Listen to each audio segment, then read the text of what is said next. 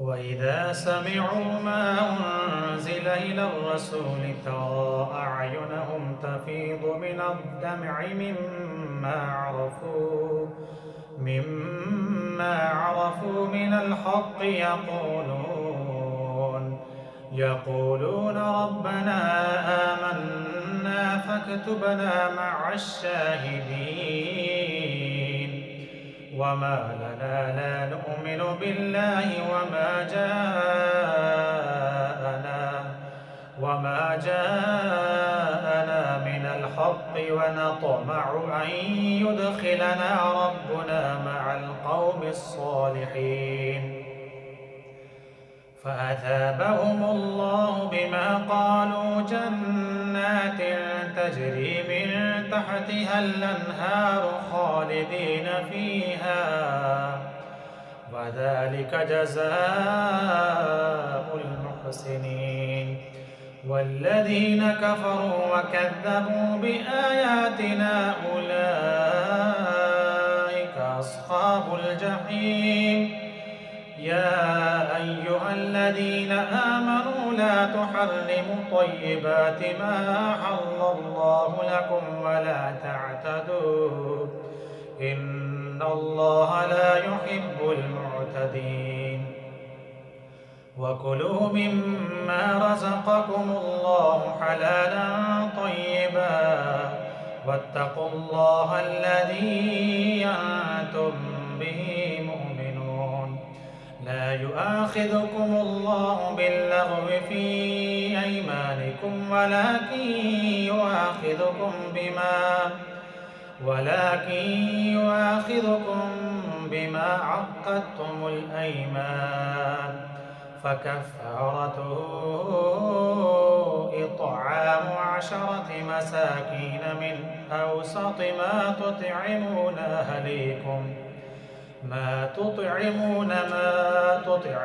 أهليكم أو كسوتهم أو تحرير رقبة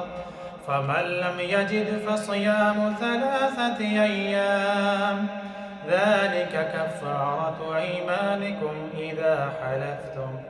واحفظوا أيمانكم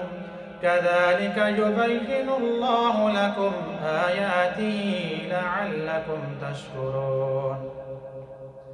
يا أيها الذين آمنوا إنما الخمر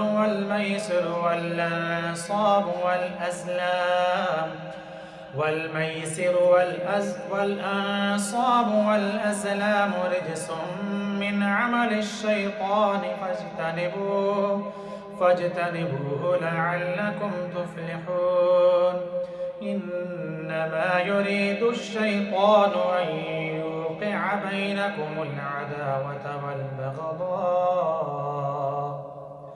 والبغضاء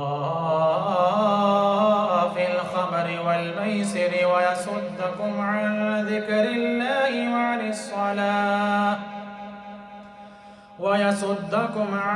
ذكر الله وعن الصلاة فهل أنتم منتهون وأطيعوا الله وأطيعوا الرسول فاحذروا فإن توليتم فاعلموا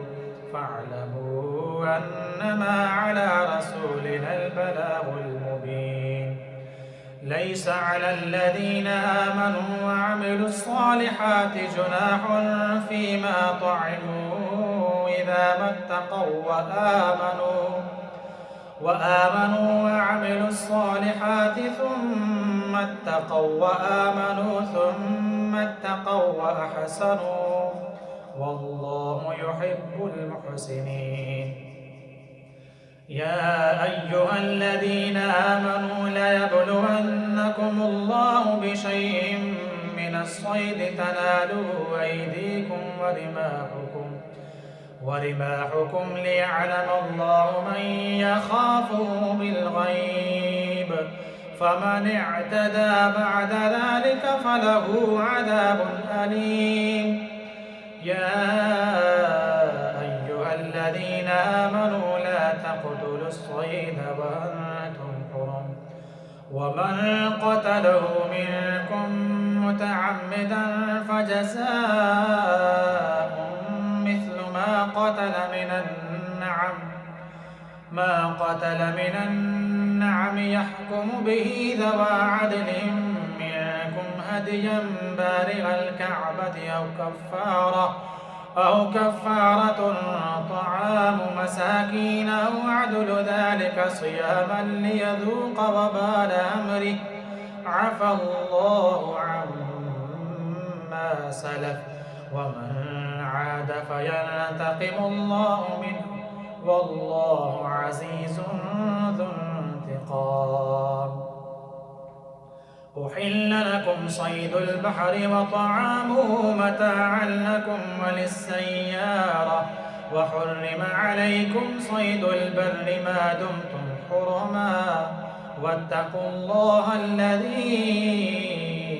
إليه تحشرون.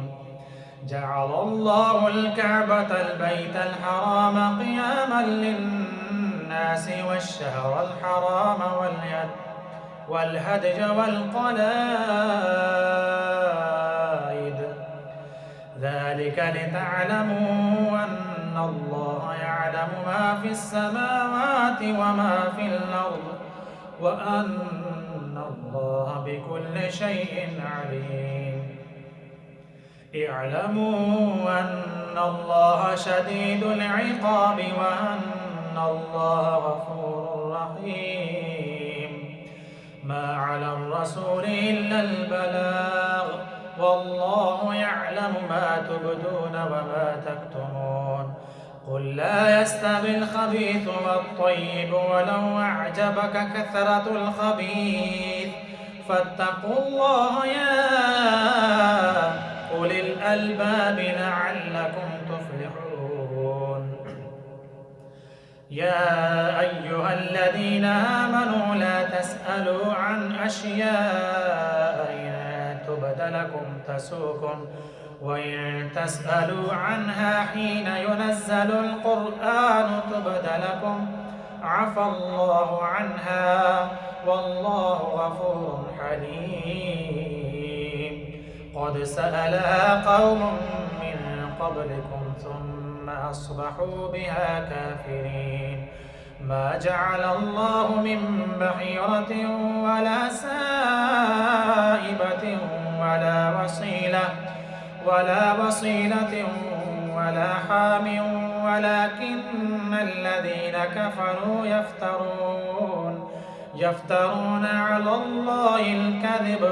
وأكثرهم لا يعقلون. وإذا قيل لهم تعالوا إلى ما أنزل الله وإلى الرسول قالوا حسبنا ما وجدنا عليه آباءنا أولو كان آباؤهم لا يعلمون شيئا ولا يهتدون. يا أيها الذين آمنوا عليكم أنفسكم لا يضركم من ضل إذا اهتديتم إلى الله مرجعكم جميعا فينبئكم بما كنتم تعملون. يا أيها الذين آمنوا شهادة بينكم إذا حضر أحدكم الموت حين الوصية اثنان ذوى عدل منكم أو آخران من غيركم إن أنتم ضربتم في الأرض فأصابتكم مصيبة الموت تحبسونهما من بعد الصلاة فيقسمان بالله إن ارتبتم لا نشتري به ثمنا ولو كان ذا قربى ولا نكتم شهادة الله إنا إذا لمن الآثمين. فإن عثر على أنهما استحقا إثما فآخران يقومان مقامهما مقامهما من الذين استحق عليهم الأوليان فيقسمان بالله لشهادتنا أحق من شهادتهما وما اعتدينا إنا إذا لمن الظالمين ذلك أدنى أن يأتوا بالشهادة على وجهها أو يخافوا أن ترد أيمان بعد أيمانهم واتقوا الله واسمعوا والله لا يهدي القوم الفاسقين يوم يجمع الله الرسل فيقول ماذا أجبتم قالوا لا علم لنا إنك أنت علام الغيوب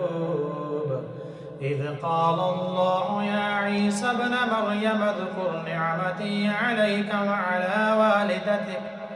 إذ أيدتك بروح القدس تكلم الناس في المهد وكهلا وإذ علمتك الكتاب والحكمة والتوراة والإنجيل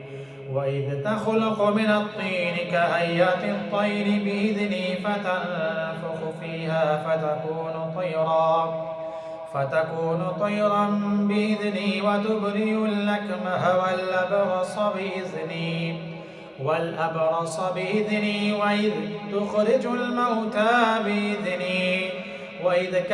كففت بني إسرائيل عنك إذ جئتهم بالبينات فقال الذين كفروا منهم إن هذا إلا سحر مبين وإذ أوحيت إلى الحواريين أن آمنوا بي وبرسولي قالوا آمنا وشهد بأننا مسلمون إذ قال الحواريون يا عيسى ابن مريم هل يستطيع ربك أن ينزل علينا مائدة من السماء قال اتقوا الله إن كنتم مؤمنين قالوا نريد أن نأكل منها وتطمئن قلوبنا ونعلم أن قد صدقتنا ونكون عليها من الشاهدين قال عيسى ابن مريم اللهم ربنا انزل علينا مائدة من السماء تكون لنا عيدا لأولنا وآخرنا وآية منك وارزقنا وأنت خير الرازقين قال الله إني منزلها عليكم فمن يكفر بعد منكم فإني أعذبه عذابا لا أعذبه أحدا من العالمين وإذ قال الله يا عيسى ابن مريم أنت قلت للناس اتخذوني وأمي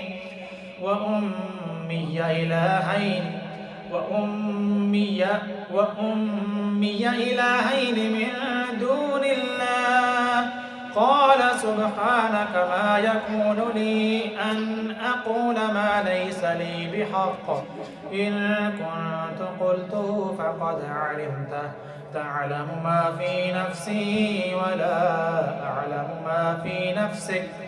إنك أنت علام الغيوب